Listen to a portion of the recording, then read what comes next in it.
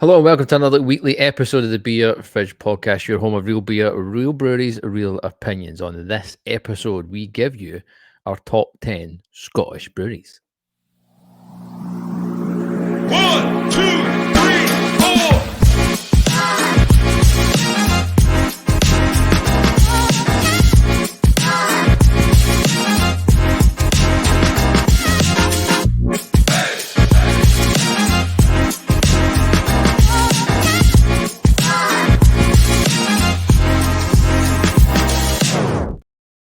That's right, your home of no thinking, drinking, real beer, real breweries, real opinions. The Beer Fridge Podcast. As always, wherever you listen to this podcast, make sure you subscribe, hit that ding-a-ling-a-ling to be notified of all the latest episodes. If you're watching on YouTube, make sure you do the exact same. Hit those buttons below to be notified of every single episode. Show your support behind the patreon.com/beer fridge podcast. My name is Gavin. I've got my usual drinking buddies in the form of Scott, MD, and Mr. Muir. Good evening, gentlemen.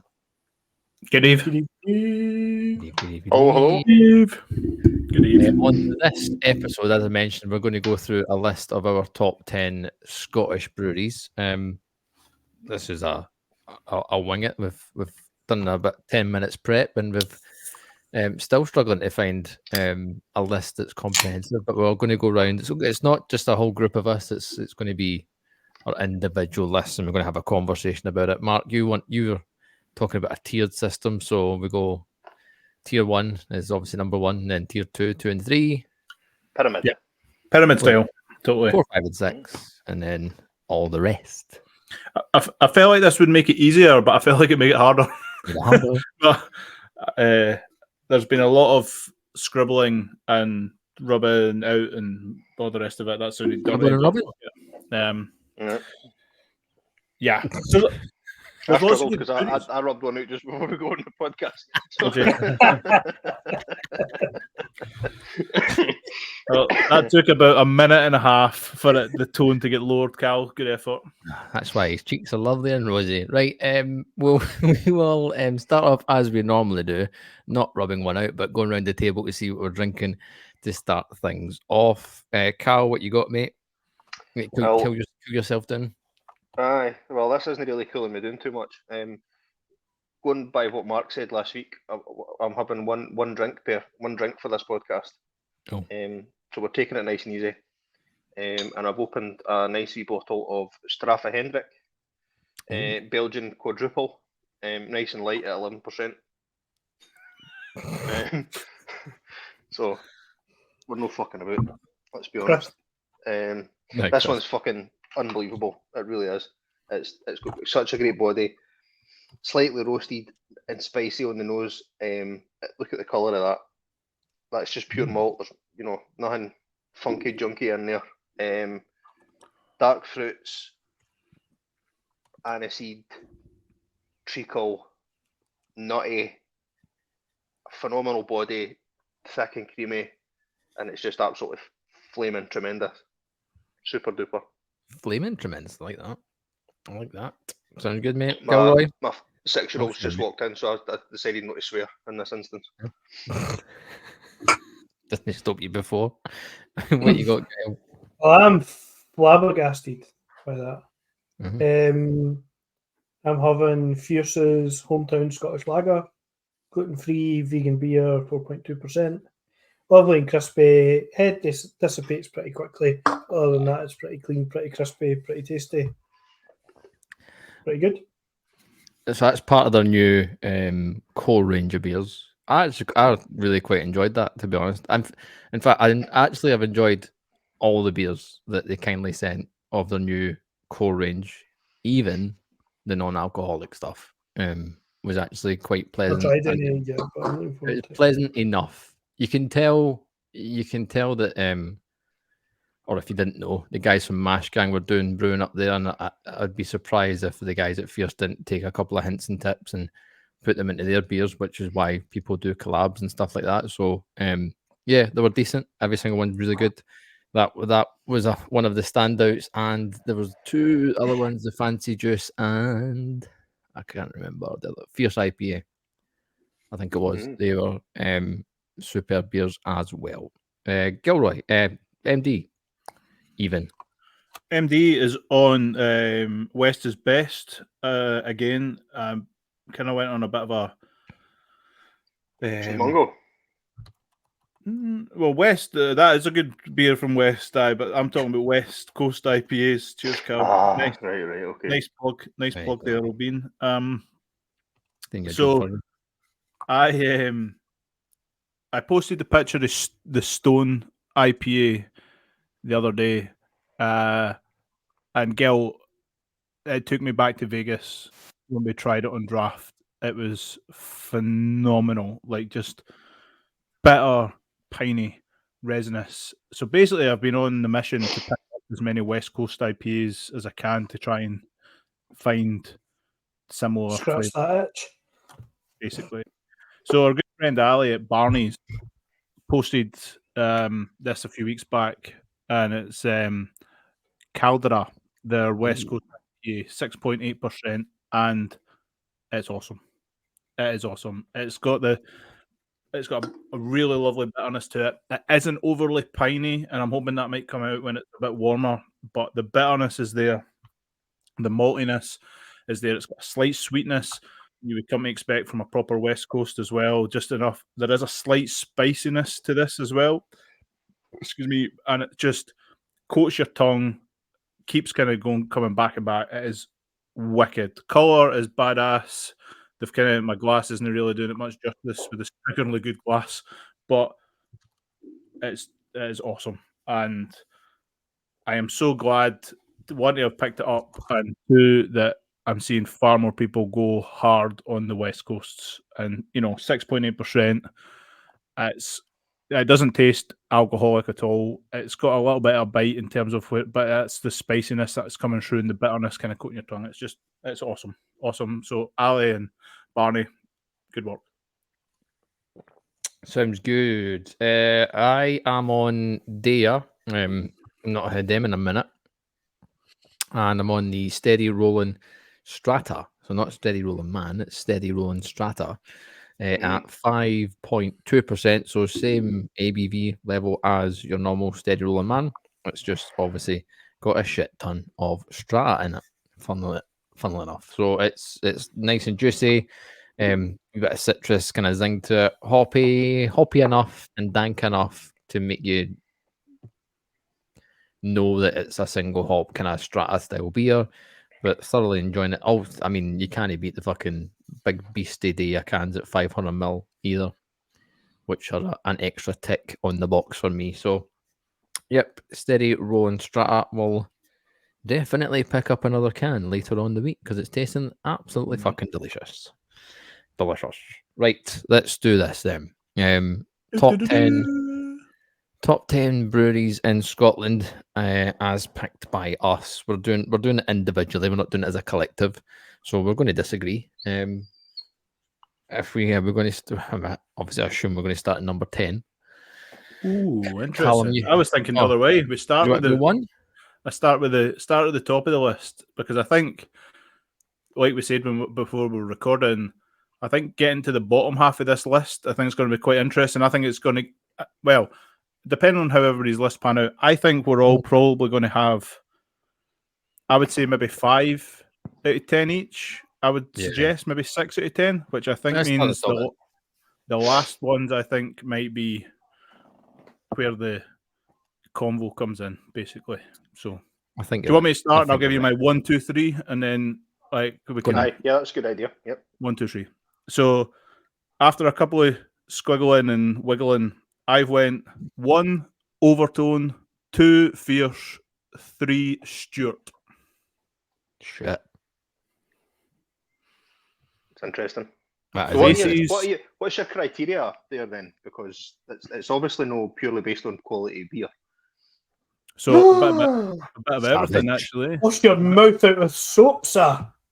A bit of everything. I think with the 3 Overtone, I think for me, have the top end echelon of craft beer in Scotland in terms of the style of beer. I think that they are capable of making, and at the if every brewery made their best beer, I think Overtone would make the best beer.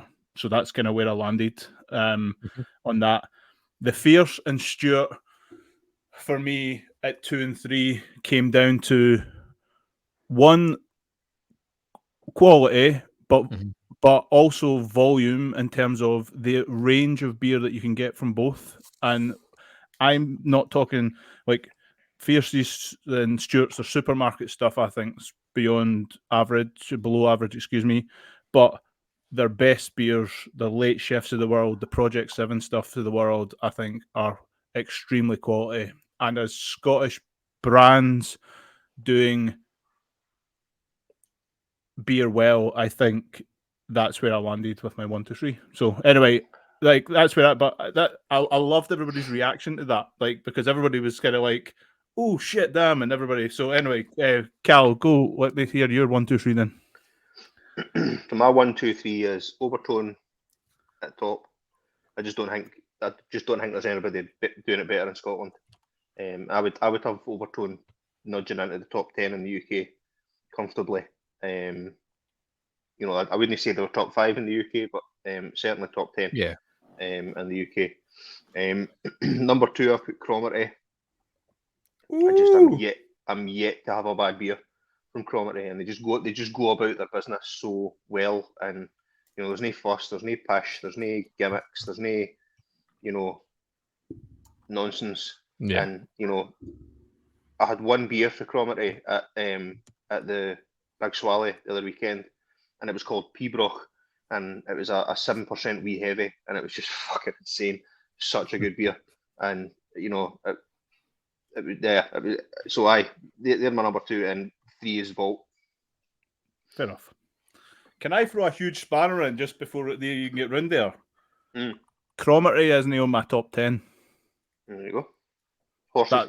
And this is why I was thinking, oh god, we're going the other way. But they started, and I'll talk when we get down that way, and then move. But anyway, nice. Gav, 1, 2, 3.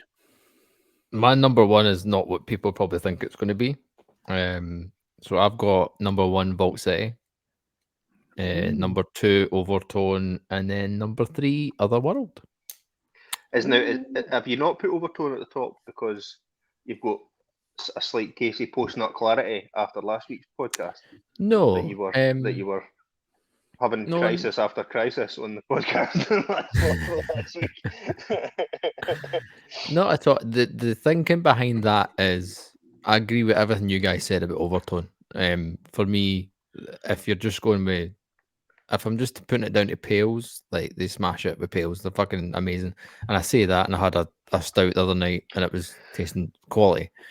The reason I've got Vault at the top is purely, and this probably shouldn't come into the argument, but it has. And now that I think about it more, it should maybe be Overtone at the top. But the market that Vault City have got, you ask anyone, whether it be in Scotland or whether it be anywhere in the UK, and you ask for who's the best at doing sours, who does sours really well, and who can you grab hold of, and who gets excited about sours, it's Vault City. And they just absolutely dominate that market. Yes, I would argue that that's like saying you're the best football team in Scotland, whereas it's far more of an achievement to be sitting 8th, 9th, 10th in the Premier League than it is to be top of the Premiership in Scotland. So it's much more of an achievement to be high up in the echelons of pails and dippers and tippers than it is to be smashing sours at the park, in my opinion. I just put it on overall market for me. I think that Vault City have got a bigger stranglehold of the market, a bigger piece of the pie. I think they've created their own market, which is probably what you're saying is like they've opened a door that wasn't there before Vault. Yeah. This whole session sour and funky, like they're modern sours, but I think having them at 1, I don't think. Like being I could have easily put Overtone at first, number 1, easy, fucking absolutely easy. Otherworld at 3 is a really good shout too. And I think going to Callum's comment with regards to Cromarty, I've just not had a bad beer off them. Their Westies are lovely, and even their Pales are fantastic. Granted, I don't get as much of their stuff as you guys do, but every one that I've had has just been phenomenal. They're not in my top 10 either. This is where this is where it's interesting. This exactly. Right, Gilroy, 1, 2, 3. Fierce, Overtone, Holy Goat. Fierce, Overtone, and Holy Goat. Holy man, cool. So, Fierce 1. What made you go with Fierce at number 1? Kind of similar. More so my reasoning stronger for not having Overtone at 1. I think Fierce make great beer that I've enjoyed to the extent of going and seeking it at every style. Maybe with the exception of lager. But whether it's split shift, late shift, cafe racer, the imperial stuff, the heavy hitting bits and pieces that they barrel age, everything, I think in every category, I think they can when they put their mind to it, and put their best the best ingredients, the best kind of go at brewing stuff. I think they make some of the best quality in every style in Scotland. Whereas Overtone are brilliant at the things they're brilliant at. I think some of their other stuff is as heavy hitting as their IPAs, pales, and dippers and tippers stuff. But I would never go and seek them out for a style like a stout. Not to say they've not made great ones, but they've also whiffed a few, which we've and also on the modern sour type or sour beer type of things, they've had a few fruit smoothies in there that have split glasses and stuff in their time. And I just wouldn't go looking at them for that style of beer. I do think with the way that most people drink craft beer, they are probably in the top 10 or there or thereabouts the top 10 in the UK. But for me, I think I prefer a range, and that was kind of some of my categorization. And other choices, it's no range, as you've seen with Holy Goat. It's just about that everything they touch is. If somebody was to say to me, "Here's a random bottle that's made by Holy Goat," I would drink the whole bottle and not ask many questions. I would pop it immediately. I wouldn't ask any questions about what was in it. Was it this style or that style? If they've made it, there's a good chance you'll drink it, whether it's sour or whether it's one of their imperial stout numbers. I think you'll have it. So that's why they made it to the top 3, because they've got the pedigree. Obviously, their original Vault City as well, or half of Vault City. So they know what they're doing. And when it comes to that bag in their wheelhouse, which they don't move out of, which I also commend them for doing, they hit it. And they're award winning for that. So that's why I went for a slightly odd top 3, more so encouraged by my desperation not to have Overtone at number 1. I think it's hard though.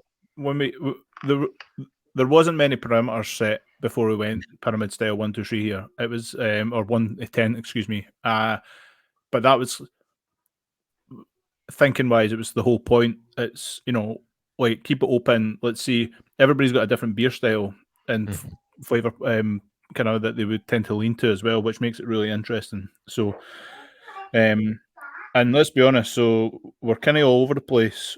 Overtone are probably everyone in there. They're the only ones that are top 3 for everybody so far. So it shows obviously caliber, and then we move further down the list. I think, you say, we've already mentioned it. Callum's not got Otherworld in this list at all. Cromarty, they snuck off mine. So I think when we come down the list, I think that's when these convos are going to be quite interesting. And dare I say, I've got a list of about 28 breweries here, and I'll do honourable mentions at the end, because it just because you don't hit this list doesn't mean you're not on. And it leads into where I wanted to take this eventually, was to try and get us into a UK top 10, which is not one that you would do 10 minutes before a podcast starts. It was like Those that have been missed off these top 10s as we go through them, didn't feel too hard on just as equally as those who are make it onto the top list don't go shining your buttons very quick, because it was literally with 10 minutes to go. No. So we were effectively in alphabetical order spitting breweries at one another. So no. If you make the list, this should be on your next can. If you don't make the list, then I'm expecting a message on Instagram to tell us otherwise. So anyway, the flip side of it as well is like Callum saying Otherworld isn't on his list. Like Wasted Degrees isn't on mine, but that's purely because, and Callum's probably the same. Like I've not had a ton, in fact, any Wasted Degrees stuff at all. But by God, it's on my list to fucking get some at some point. So it's a reflection of what we've had as well. Sorry, Del, carry on. Yeah, no, I think that's what it's all about. Like, so I'll do 4 and 5 just to kind of break it up, so we're not like shouting. Because, like you say, I think you want me to go first. Dave, you going first that time? No, I'll just go. That's fine, everybody. So my 4 and 5 have been mentioned already, because it makes it nice and easy. So my 4 is Otherworld, and my 5 is Vault City. Everything that's going to be mentioned so far kind of hits the ball. I think Otherworld for me are an unmissable brewery in Scotland now. If you are into IPAs and pales and Westies and that kind of stuff, I think they make incredible beer. So for me, I was close to putting them into my top 3, in all honesty with you, as a but I think there was a bit more established breweries, dare I say, they've been doing it a bit longer, so longevity kind of played a part. And Vault for me, I think 5's a slight. I don't know what to say. It's like I feel like I'm doing them a hardship at 5, because I feel like they are best in class and they make incredible beers. They just don't make incredible beers that like I want to run and jump at all the time. Exactly. But I have to sort of. There's a few in there that, you know, when Joe posts, you know, something mental about Cloudy Lemonade's kicking about, you're right on it. It's just, and their space in Edinburgh and stuff really cool too, and that kind of lent in for me as well. Like you've got the wee vault and things. So for me, I think 5 feels like I'm doing them a disservice, but I think in my list it's probably a nice spot. So anyway. Cal, what you got? 4 and 5. 4 is New Barns and 5 is Wasted Degrees. Nice. So, New Barns. What got them as high as 4 for you? Just again, I struggle to find one that they've missed on for me. They brew a style of beer that I like. Like they're very Pilsner Lager forward. You know, even their IPAs that are nice.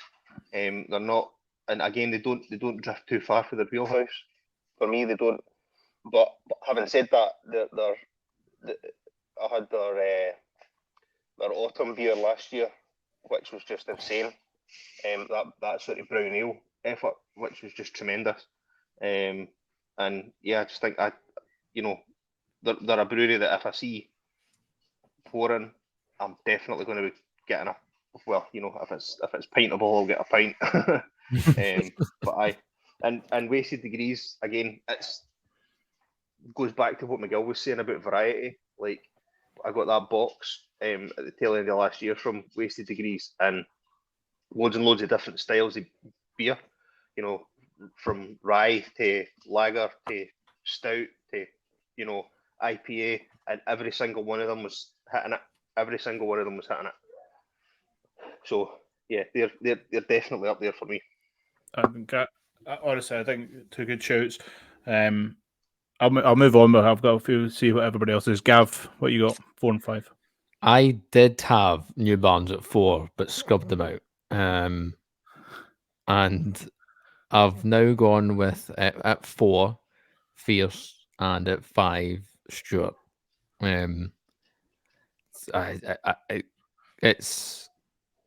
It's the range, it's the beers that they make.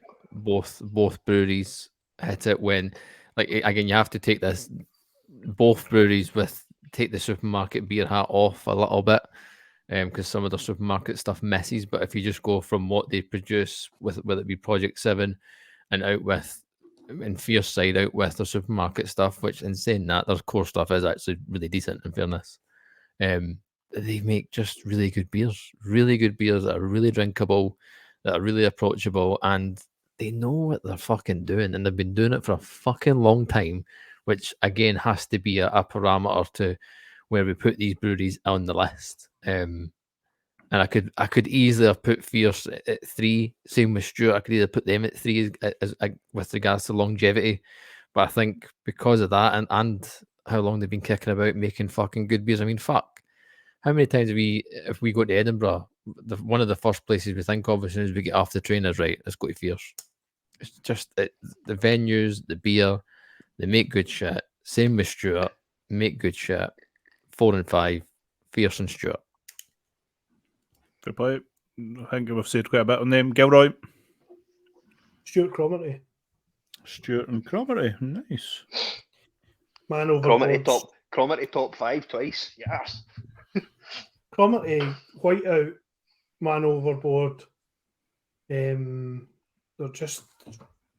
beers I would never go past in a shop every time I'm in High Spirits or elsewhere, or even down at Beats. I'm always looking for anything, and it could be a 500ml bottle or a can or cask, whatever it might be. I'm desperate to pick up most of what they've got, whether it be high or low ABV. I think they make incredible beer. Stuart, we've spoke about till we're blue in the face. There's nothing I'm going to say that you guys haven't already, although they might slip down a few places if they didn't decide to bring Big Blue back before the end of the year.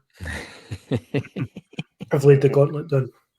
Lewis, when you get this far into the list, get it sorted. He'll listen. Aye, Big Blue, please. Big Blue, that's a blast of the past. So, I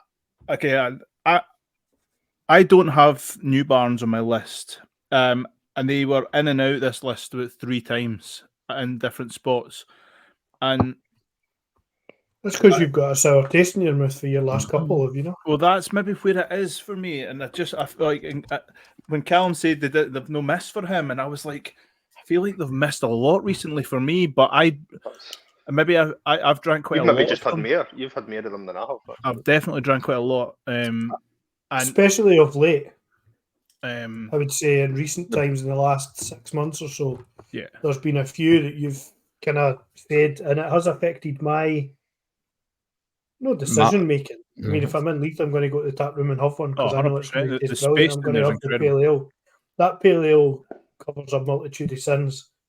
The original, like the pale ales with the various different hops and stuff in them, and they were brilliant. But the more recent stuff, I think it's probably they do stick to and are quite faithful to the weird grain, obviously, because if that's their bag. It's kind of, what would you call it? Artisanal maybe their unique selling point like about that. That's their USP is that they've got that stuff, but still it's some of them hit and some of them don't. When you're looking for someone hop forward, it's not them you're going for, is it? I don't want it to sound like I'm shitting on them because I actually think they're like you say. I think they're a really good brewery, and if heritage grains, that's what they're fucking called. Heritage grains, good fucking lad. Idiot. Get your words out, for goodness sake. And let's be honest, the Nelson Weiss back was that last year was like the beer of the year. It was. I think it was my beer of the year, my Friggy nomination. To be fair, so I agree with you though. Like the back end of summer. Because I remember it because you had just started saying there was a couple of misses from them, and I went to a beer festival type thing, and they had New Barns beer festival tap takeover malarkey, and New Barns was there, and I had 2 of them, and I was like, I don't know, like they weren't hitting the mark like I would want them to do, and I remember at the time going, I don't know if they've travelled well and blah blah blah. I gave them that excuse, but aye. That's why they're not as high on my list either. Sorry, I'm not hanging. Like I totally agree with you. Like and the point that I like about it is that, like you say, they stick to what they know. They brew like light, really sessionable, drinkable beers constantly, and that's an absolute win. Waste agrees. Cool. So I'm just going to quickly batter through this. Before we go through those ones, it's I think Gil, you switch beers or Callum switch beers? Yeah, I've told you about it before. It's I've got a can left it, so I thought I would have it since it was lovely. Fruit Car Site exhibition from Verdant. It's an oldie but a goodie in terms of I've had it for a while, but it's been kept in the fridge the whole time and it's singing just as well now as it was back then when I got it on the it was like a Black Friday sale. So it's that end of October. November, Black Friday. It's been in the garage. It's been in the garage and then in my beer fridge here, and it's superb. Citra everywhere, hot and cold, and it's just lovely. So easy to drink, even and obviously mellowed over time a wee bit as well. But it's just as lively and just looking as spectacular in glasses as it did when I had my first can of it. I think it's one of the. We spoke about it before when we spoke to the guys that were doing the November thing. Remember we were talking about Verdant, we were talking about what their best beers were, and we had unconventional tactics, and then one of the chaps brought up Fruit Car Site exhibition, and the name stuck obviously because it's quite hard to forget. And I saw it was on the offer thing. I was like, nah, I've got to get some, and it's superb. I would say it flies under the radar. It's in Verdant's wheelhouse anyway, it does, and it's absolutely superb. Anybody else changed over? I'm still on you're looking at the one beer. I'm still on the Westie just out of sheer I'm sipping away at it, to be honest with you, and it's just there's the pininess hasn't really came through in it at all, but the bitterness has just stayed, like, and it's just like it's malty, like it's probably, and I say it like Cal, it's really a Westie that you would really like, you know, like I'm not saying it's going to blow your bitterness off, but it's like the kind of IPA that you would tend to lean to in terms of malty, like bit of biscuity. It's not biscuity is not the right word, but there's a sweetness to it. It's I like those interpretations of the style, like, because I think sometimes, you know, when a brewery just tends, you know, they just amp up the bitterness to, you know, unpleasant vibes for me.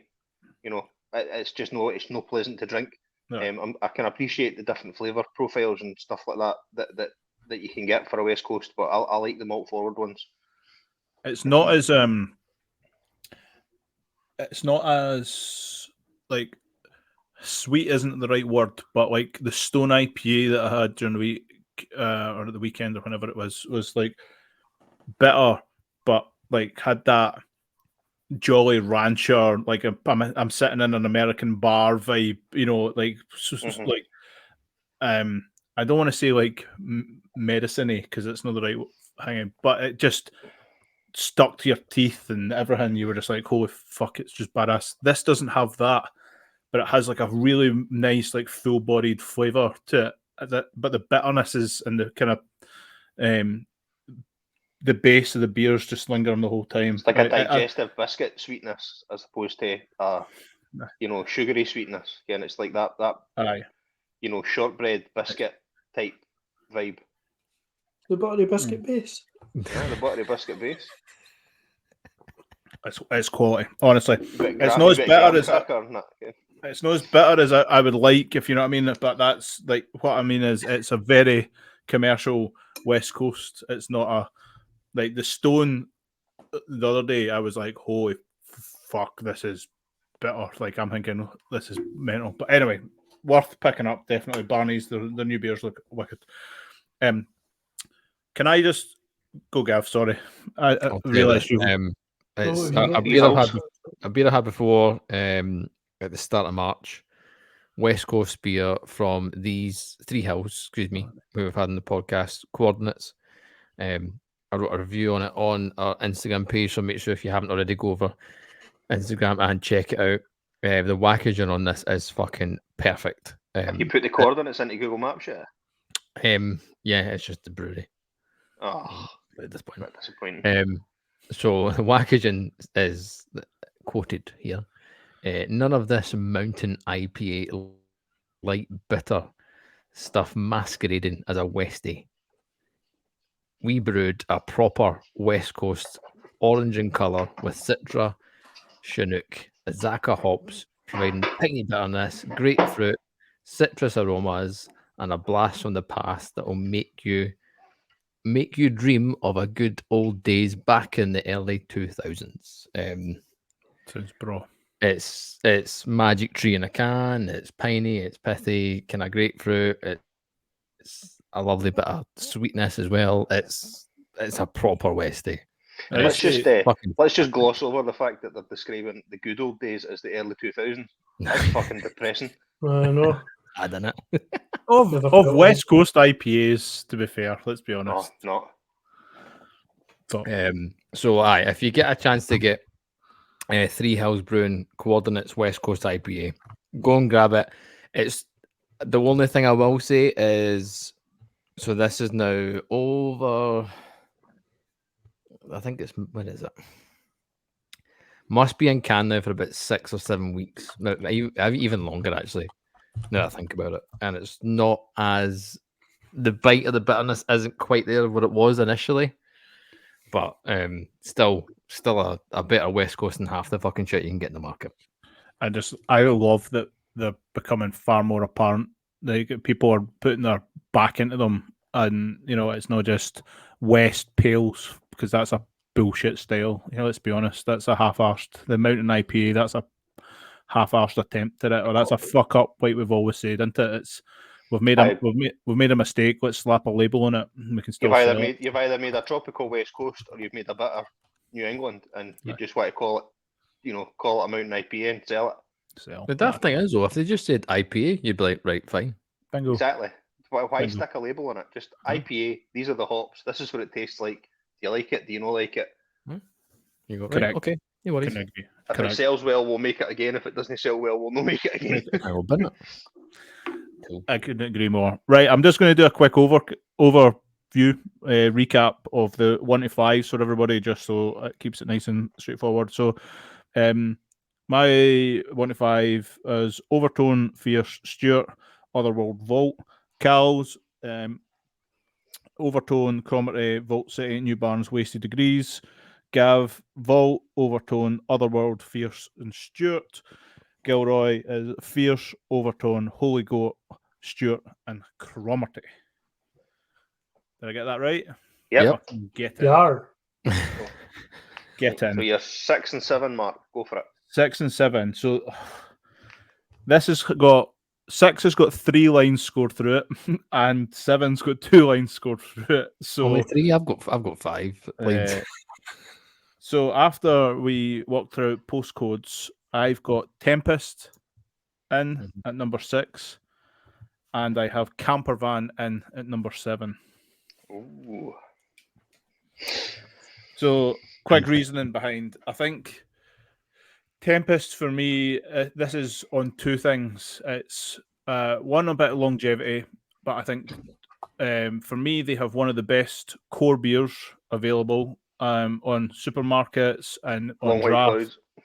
Thank you. Yeah, and it's one of those beers that I see quite frequently in bars and around Edinburgh and surrounding areas. It's one that when I speak to people behind the bar, it sells really well, and I'm thinking, totally understands. It's one of my favorite kind of go-tos. That is kind of, I don't want to call it a macro craft beer, but that's how I see it now. It's kind of everywhere and anywhere. But for me, they are specialists at dark beer. And, when you think about the Old Pinocchio and All the Leaves Are Brown and, name another barrel-aged, funky Mexican that they did. Mexican. That's the one. I just think they are exceptional at what they do. And I think they're slightly underrated. And I think that's part of another reason why I think I cropped them in at number 6, because I feel that they're slightly underrated. And for me, Campervan at 7, this is based on a few different things. I think Patrick and the gang have got a really nice core range of beers, and with like Leith juice and the pills and extra black, especially, and their space in Edinburgh, as well as some of the mixed firm, the fodder beers that they tend to leave in Lawson Leith and stuff like that. And I just think they are the bell wheel of them is trending upwards in terms of where the beer is going and currently going. And for me, there was a few that I've scribbled out and I've landed on Campervan. Let's put it that way, but they're still at number 7 for me. Cal? 6, I've got Campervan, and 7, I've got Stuart. Nice. So Campervan, for me, purely because of extra black. I mean, I don't drink a lot of Campervan beer. We were in their tap room for the Calabageddon, Scott and I, tail end of last year, and the beer was great. But again, I don't, they're not a brewery that I would pick up in a bottle shop. I don't know why, but I just, they're not something that I would gravitate towards. But if extra black is available in a pub, I will get a pint without fail. And that just says it all. Like, I mean, and to go back to what you were saying about Tempest, like, they were at Big Swally and they never had any big stinky dark beers, and they never had Long White Cloud. So I never went and drank any of their beers. I was so disappointed that they never had Long White Cloud, because I would have just went and smashed a pint of it just for nostalgic reasons. But anyway, I'm getting off topic. Yeah, 6 Campervan and 7 Stuart, and we've spoken at length about Stuart. I feel like their supermarket stuff lets them down too much to be higher up on the list for me. They have turned a corner in the last 12 months, and hopefully that trend continues. And I've got no doubt that it will. And yeah, we're hopefully going to be seeing a lot more of Stuart on the podcast in the coming months. And good for that. And their space is amazing. We've said that a million times on the podcast. It's an amazing space. Loads of great beer, great food. But yeah, that's where they are on my list, number 7. Thing is, when you look at the last 2 Project 7 beers that they've done, both have been really good. Like the blending one with the collab with Brewtown. That's fucking that. How much fun is that, by the way? But that's the kind of stuff that, like you say, keeps them exciting. But like you say, they've got a core range. Their supermarket stuff, like you say, is poor. But there's a level above that supermarket stuff in terms of their core. I'm putting it as well, the high level supermarket stuff that's always been there, your Kapai and your Radical Road stuff, I think still is. And see that's a stalwart. I don't want to play my old man of the podcast card too high. Oh, hold on. This Callum's old man rant is sponsored by Drum Pipe Tobacco. Sponsors this segment of the podcast. Sponsored by nobody. Aye, 10 a man pads. Their nitro 80 shilling is just an insanely good pint. 3.8%. And it's so smooth and creamy, and it's just a beautiful, beautiful beer to drink. Potentially the smoothest beer I've ever drank. No joke. It's just like drinking double cream. It's amazing. Ridiculous. Gav, Alar, what you got at 6? I'm the same as you, mate. I'm Tempest and Campervan. Really? Well, funnily enough. For the reasons that have already been mentioned.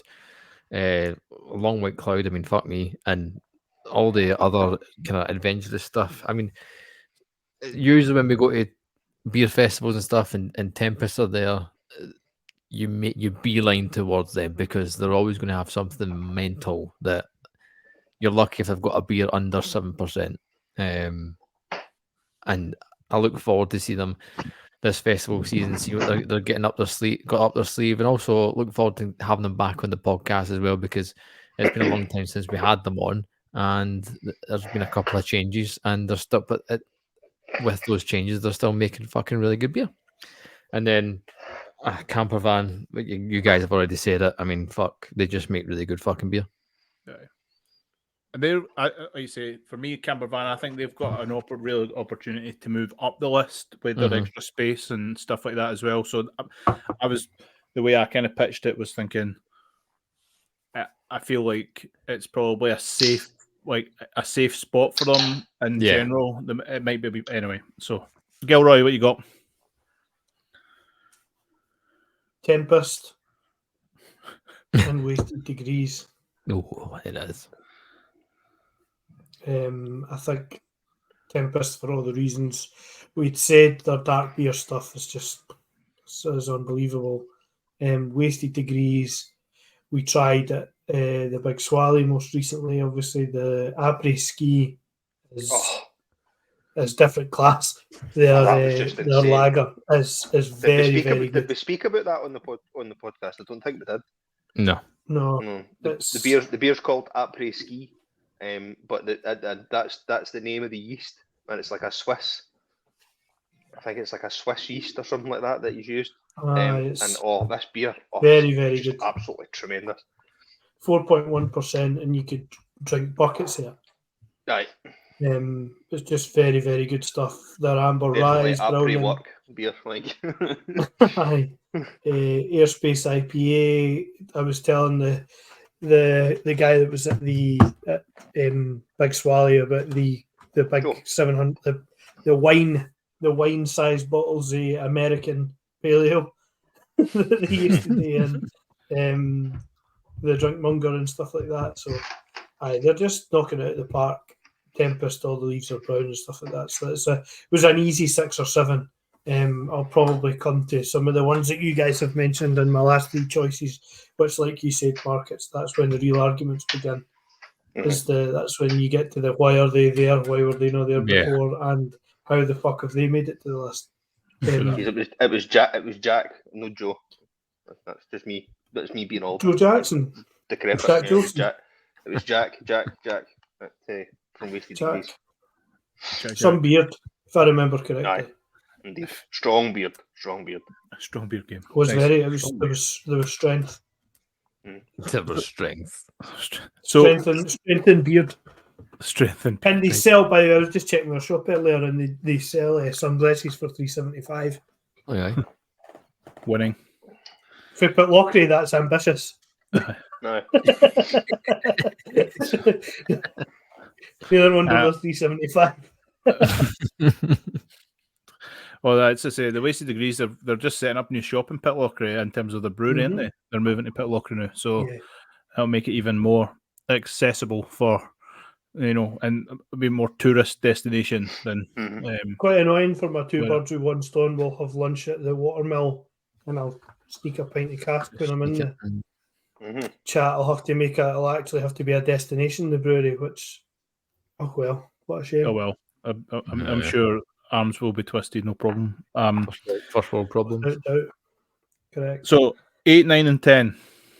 I suppose this is maybe where. So we've got a few overlaps, but in all honesty with you, there's only a few that haven't been mentioned so far in terms of like no one's mentioned them, or we've got one person's mentioned them higher up. I've got one that nobody's mentioned in my 8, 9, 10. Well, Swanee, I'll make it here. Q Swanee. I've got 2 here that's never been mentioned yet. So, Marcus, go. Right, okay. So I've got Wasted Degrees at 8, so I'm just getting that out of the way, nice and easy. We've spoke about it plenty of times. My number 9 is Simple Things Fermentation. 9, and my number 10 before I drank this beer was Barney's. Oh, nice. So again, Wasted Degrees, like we've said it, Simple Thing for me is a tiny brewery. The brew I don't even know if it's 1,000 litres. It might be 800 litre. Like It's maybe it's like a 500. garage. Like, It's tiny. But Phil and Ewan just consistently make incredible beer. And since they've branched out into the pale ale market, dare I say it that way, I think it's kind of put them on a lot more people's kind of radar. Their US pale, their New Zealand pale as well.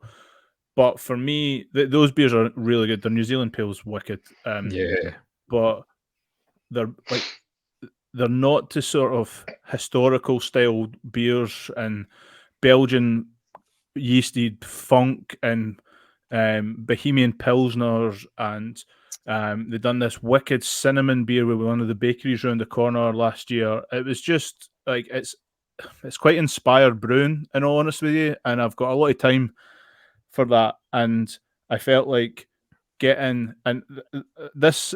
What I'm saying right now is probably exactly the same for Barney's as well, with Ali and Barney and Andrew and that there.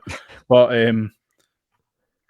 I think what we're starting to see now is that their core beers are really good and are hitting casks and bottle shops and stuff, but they're really kind of starting to, for me, branch out into really wicked sort of modern craft beer that sort of hits the artwork on both these breweries. For me, are really simple, stylish, and it's just really beer that I want to drink. Kind of comes back to it, and like you say, the Barney stuff we spoke about.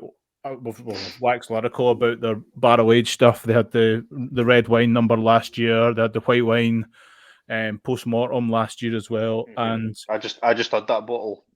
Mark, you got me a bottle of that for my birthday last year. I just opened it at Easter weekend, and it was just fucking tremendous. I think I've still got one of the red wine, and I've still got one of the white wine too. Right. James tried it. Big James, friend of pod, he tried it. It wasn't for him. All right. So anyway, for me, I think there's bigger breweries out there, and I think there's probably ones with a little bit more pedigree and longevity and all that kind of stuff. For me, they're two breweries that I really like to drink, and I think nudging them in the bottom end of the top 10 was where I felt a nice spot for them. So looking forward to debating those two against who everybody else's 8, 9 and 10 are. So anyway, let's move. Callum, you were up next. So 8, 9 and 10, mate. My 8, 9 and 10, rapid fire, Moonwake, Fierce and Tempest. Moonwake, Fierce and Tempest. Is it our first Moonwake? Yep, that's the one. That's the one that nobody's mentioned so far. So yeah, Fierce and Tempest, we've spoken about them lots, so we don't really need to labour the point terribly much. But the Moonwake, I thought, were a real surprise package in the last sort of 12 months. We had them on the podcast last year. We kind of went into that podcast a little bit. We kind of a wee bit of trepidation because they kind of had this massive social media presence and this massive sort of brand, pushing the brand out there really before, no, not necessarily before, but before they had really had to establish themselves as brewers of quality beer. Do you understand what I mean? But when we had them on the podcast, the beers that we had were really, really good. And they've continued that. Everything that I've had since has been great. And Scott and I went there. They took part in the Calabageddon festival at the tail end of last year. And that gave us a chance to go and check out their space down in Leith. And it's yet another star in the Leith, yet another feather in that cap of craft beer destinations in Leith. A mezzanine bar overlooking the brewery. Phenomenal space, and yeah, they were pouring some great beer, and every beer that they were involved in with Calabageddon was a win. And yeah, I think they're really doing some great things, and looking forward to seeing how they pan out in 2024 as well. Nice. Good boy. Let's see. It's difficult to argue, I suppose, but that's the great thing about it. Nice one, Gav. What you got? 8, 9, and 10. See if 8, there's any 9, up. and 10. There's 1, 2, 3, 4, 5. There's 8 being crossed out. 8. Yeah, there's been a couple of trades, but at number 8 is STF. Nice. For the reasons you mentioned, Mark, yourself, that NZ Pale is. I've just not had enough STF. I'm really annoyed that I've not had. Well, that's a good thing. We're all going to get breweries that you're going to have to say, if these boys are waxing lyrical about it, we're going to have to go get more. So at my local bottle shop, end of last year, started getting more STF, and I was like, "This is fucking amazing!" Like the Belgium style beers are bringing in lagers and pales and stuff they're doing. So, STF are just do really solid, kind of traditional style of beers, as you've already said, Mark, and they're 100% on my list at number 8. Number 9 is New Barns. They would have been higher up, because autumn's an amazing beer. Summer again is a fucking fantastic beer. They do that, and they do the lager styles really well. There was just a couple that missed at the back end of the year for me personally, which made them slip in the list a wee bit. And then number 10, this is so if I'm going off purely beer, it's Moonwake.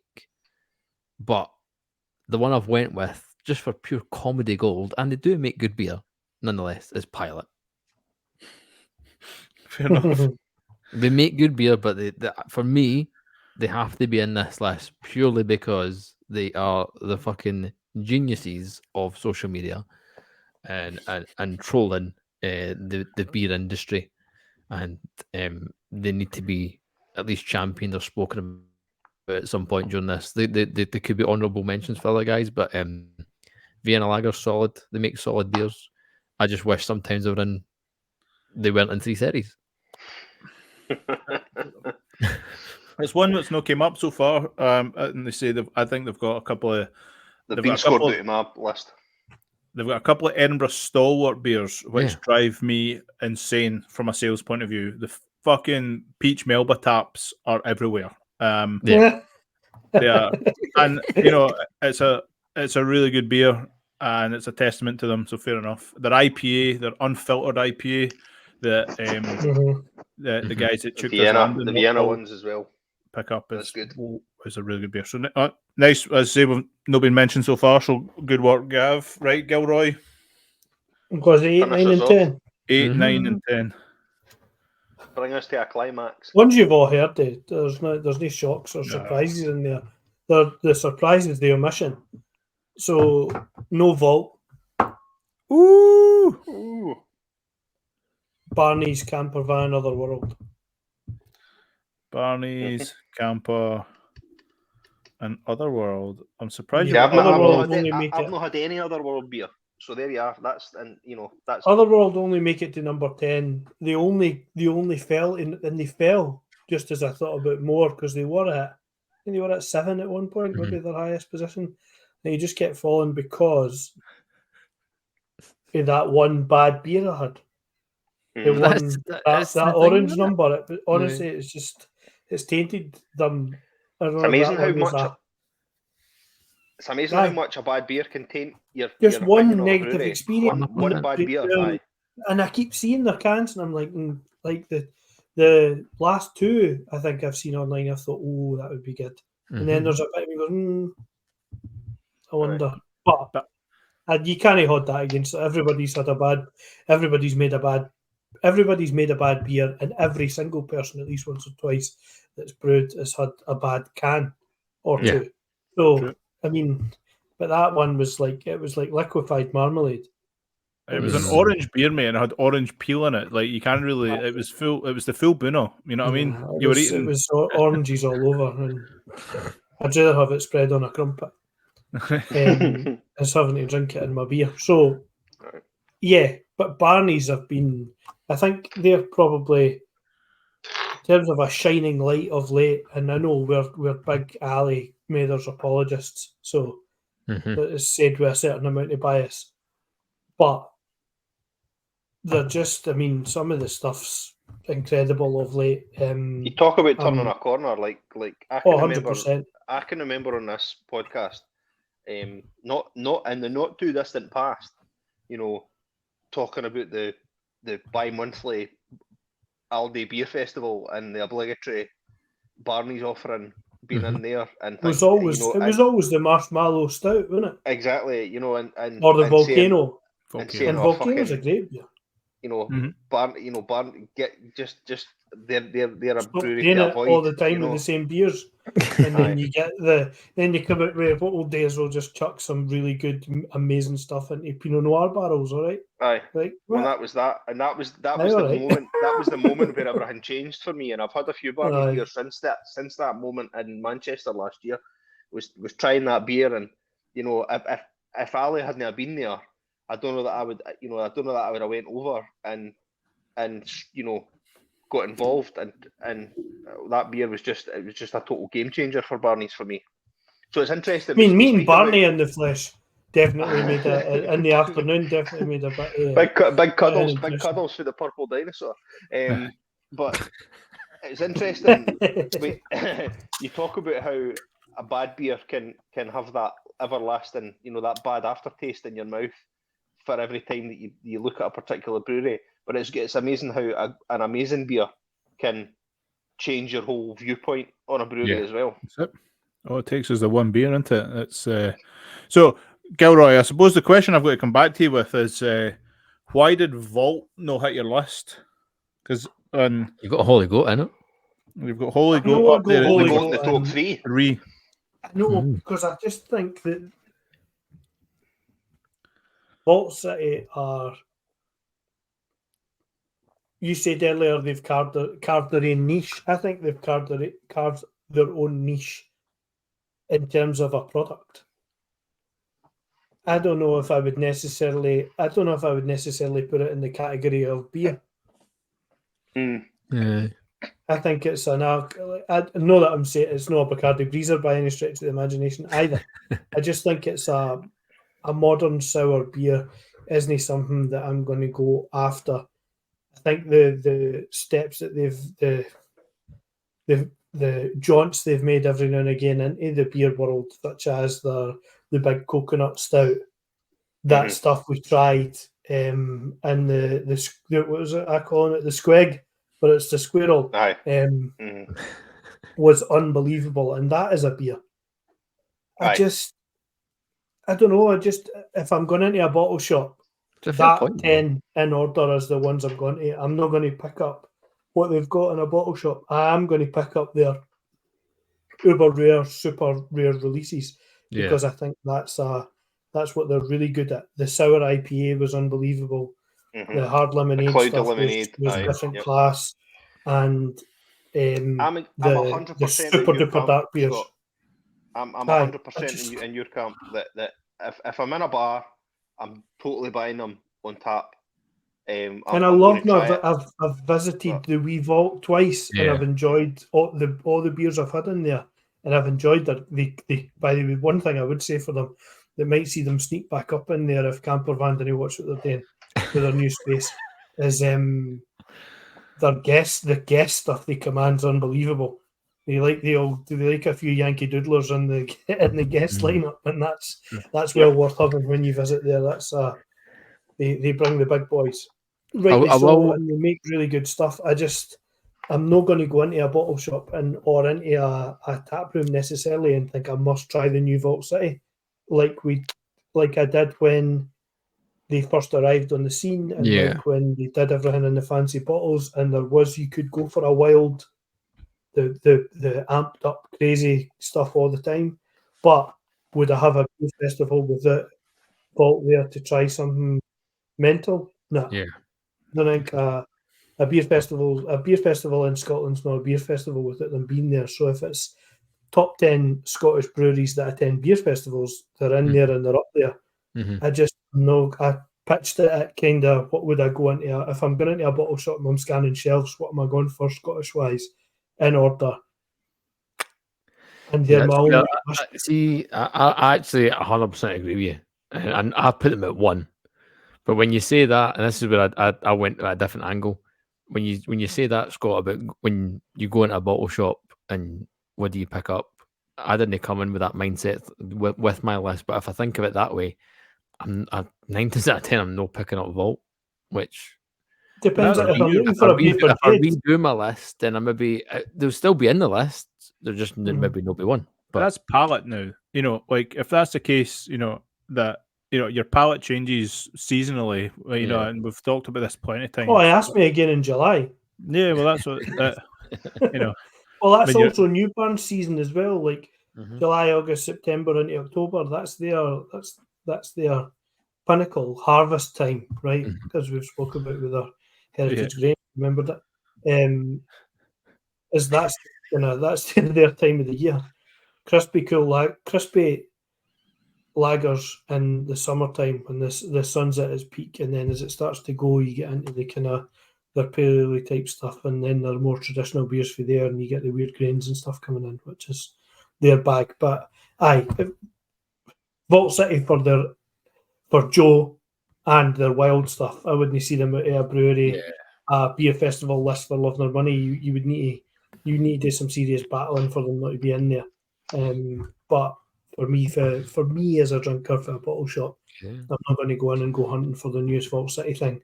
However, if you release that coconut stuff that you can stand a wooden spoon up in, again, I'm having that was unreal. What was that stuff we had like 2 years ago? The guava, fucking kiwi. Yeah, that was good. That stuff. Mango, passion fruit. That again, was ridiculous. Is that beer though? No. That's an incredible. That's an artisanal spirit. It is technically a beer because there is a base beer. Smoothie, Keep some whey in there, and you're good to go. Wave a Weetabix at it. Bulk. So I wanted to we were actually, there wasn't as many spanners in the works as I was expecting, so we're all kind of singing from similar. We've got a few that, like you say, I've not had this and I've not tried as much of that, and so people creeping up the list. The outliers, I suppose, was Gil not having Vault when everybody else did. Cal having Cromarty at 2 when and Gil had them at 5, I think, and Gav and I didn't have them in there. I had them in and then scrubbed them out. I think, well, they were in at number 6, they went in at number 9, and then they came out on mine as well. So totally. Holy Goat in at number 3 for Gilroy, but no making anybody else's list. They were in my list and got scored out. I'll tell you, they started on my list at 6 and they slowly just went right out it. I want to just shout out a couple other breweries because people that are listening, and what I actually want is, like, if you manage to get, I did say it was going to be a good hour of this, and it's taken us probably an hour, which is quality. But so if you're listening an hour of this so far, somebody's going to be shouting at their thing, I can't believe you've not mentioned.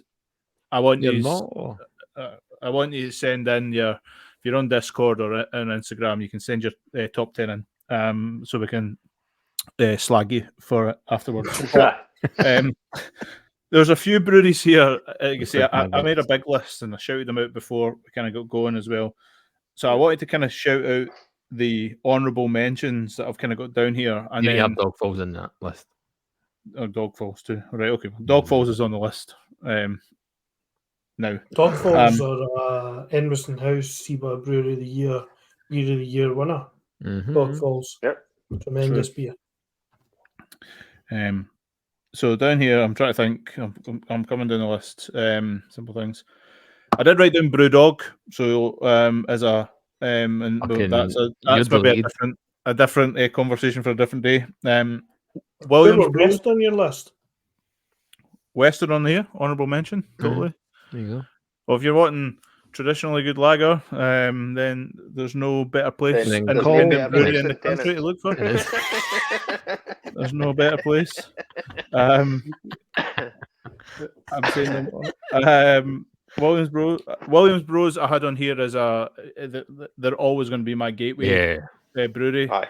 Yeah. So they definitely have their place. Like, I don't know if the new stuff, and I think once you kind of get your hands on it, I would look into if you see their new stuff on tap, it'd be worth trying, because I do think they've actually started to turn a bit of a corner. They've went through the same thing, like Campervan and that done originally, about turning all their beers gluten free. Right. So I think they've went through. I think they've went through a bit of a recipe.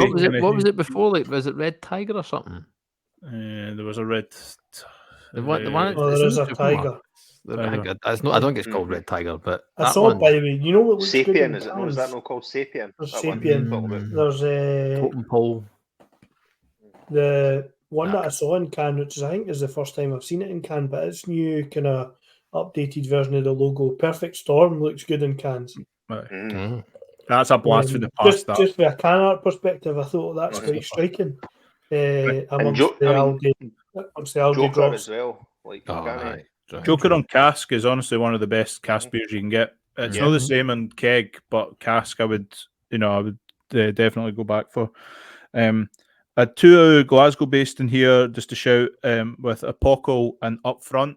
I think for me, Upfront are I don't want to call them a pioneer, but they've definitely created a wide variety of some really kind of some funky stuff, Home of the Goes and all that kind of stuff, if you know what I mean. Like, just really big flavours and definitely worth a shot. Apoco, I think I've kind of came round with, a lot of mixed firm as well. Callie, got a finger up? I was just going to say, have you got any others, or I've got loads up here. I'm just shooting them out. Everybody a chance to see a few. I will go if you've got any in mind. That nearly made their list. That nearly made list was Fine Ales for me. They are consistently good beers from Fine Ales. Really, really. I don't recall having a bad Fine Ales beer. Another one that nearly made my list was Swanee from Orkney. Again, that traditional wheelhouse, it just sings. It's just right up my street. Those kind of beers, and Strangers, Brett down in Linlithgow, consistently doing good stuff as well. They're probably three that almost made my list. I'll just fire one into the mix. Dead End. Oh, Dead End Brew Machine. The Machine of Dead Endness. I've got to admit, I've not seen much of Chris's stuff, and I do still have a can that I got from the last time the Weasel, and it's in my barrel age. It's got I can't remember what the date is on it. That must be 3 years old. Easy. At least. That'll be all right. Easy. Beer doesn't go out of date, mate. No, I know. Just how quick you said it. I bet it. Duke it. I'll Duke it in the mix. Tartan Sharp. 2 towns down. Bottles 2 towns down. Belfield for being not pioneers, but one of the first in Scotland anyway to do the full gluten-free range. Definitely. To help out. For our gastrically challenged dodgy stomachs. Gastrically challenged.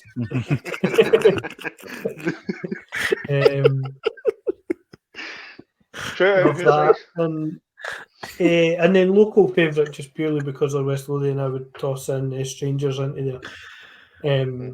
That's funny. And then the other thing it made me think about was all the and it's quite sad, I suppose. I didn't mean to bring things down, but the breweries that you would have 100% had on the list, you'd have definitely had. I mean, the purveyors of the cone could never have been missed for a top 10 list in Scotland, and Top Out, they would never have been there purely for that beer. They could have done anything. They just purely become windswept. There's so many that have disappeared. Fuck was the name? Who are the ones for Calendar Way. Who were they? We spoke to them. I'm I trying know to remember. you're thinking the same one I'm thinking of. Hold on. Stirling, Callan. No, Stirling, Fallon. Kinaway. Fallon. Fallon. It's exactly the one I was thinking of. Aye, Fallon. Yeah. They Fuck, you had were me they up. were shining bright when they were. They They were were super bright superb. when they were Aye, on but the go. They were when I some first very came, good when I stuff. first joined you guys, we had them on, and the beers were great.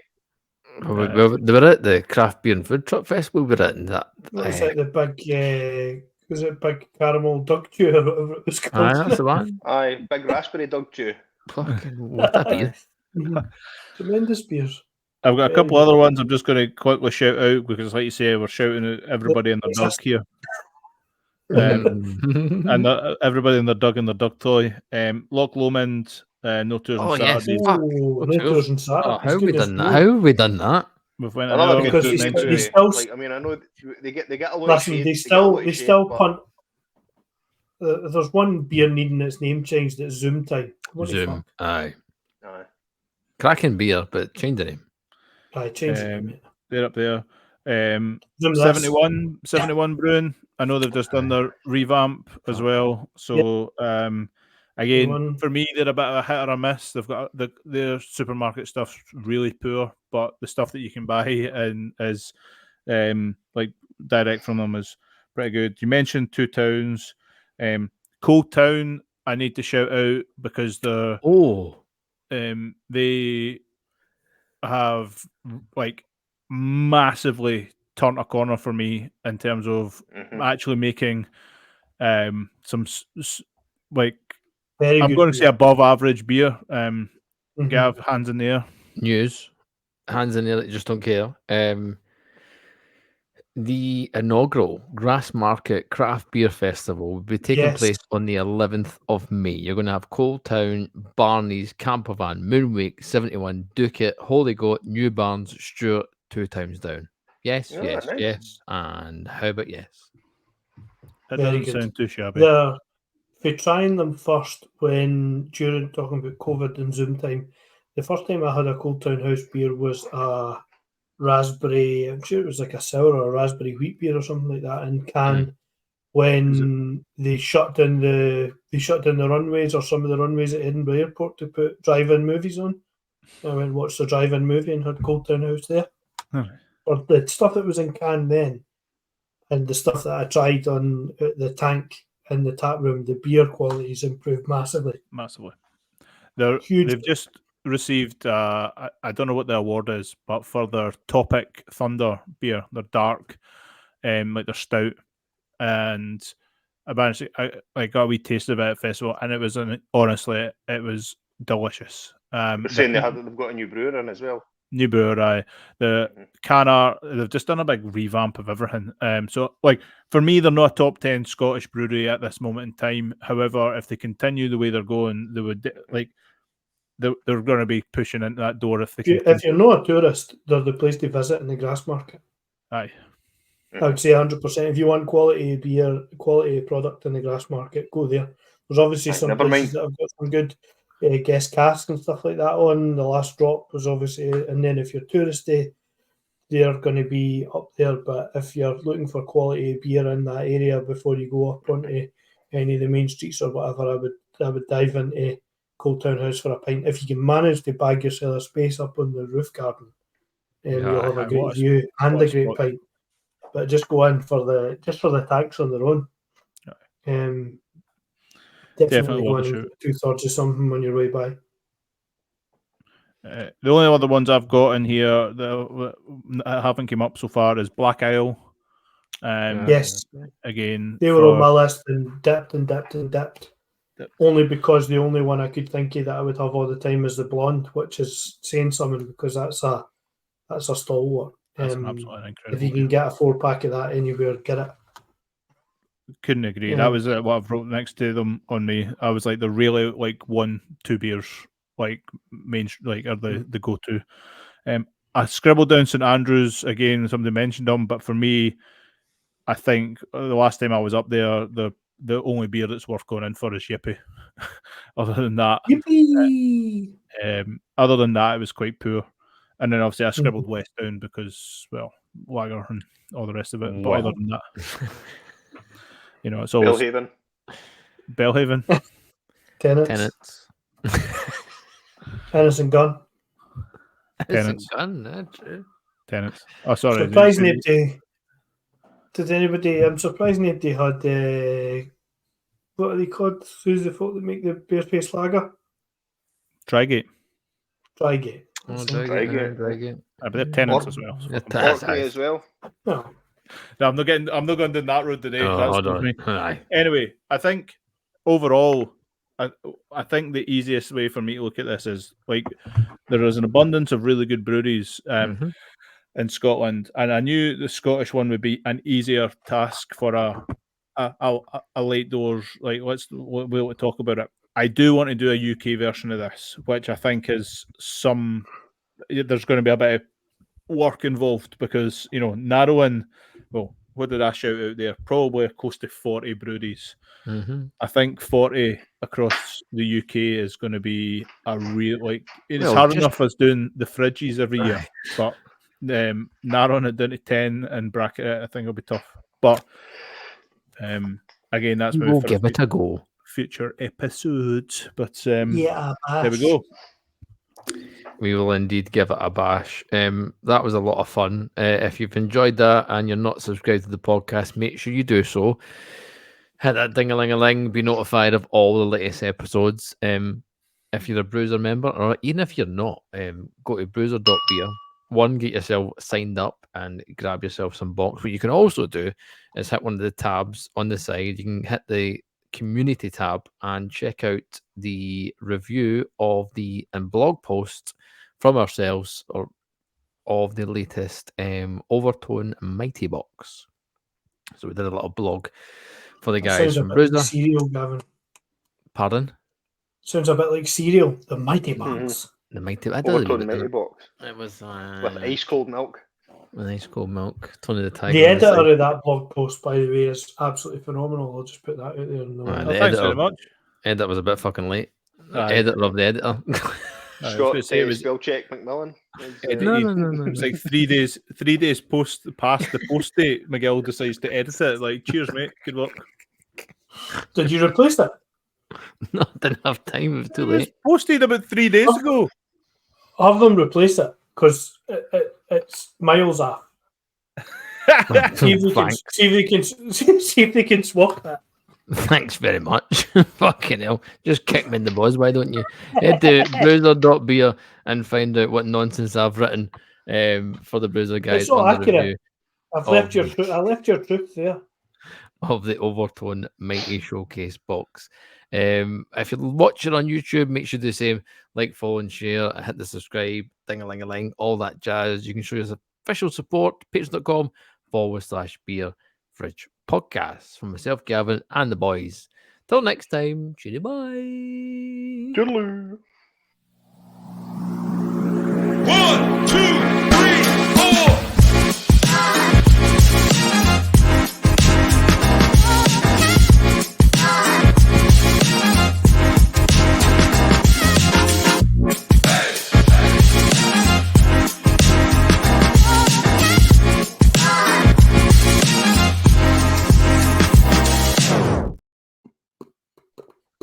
Your mom.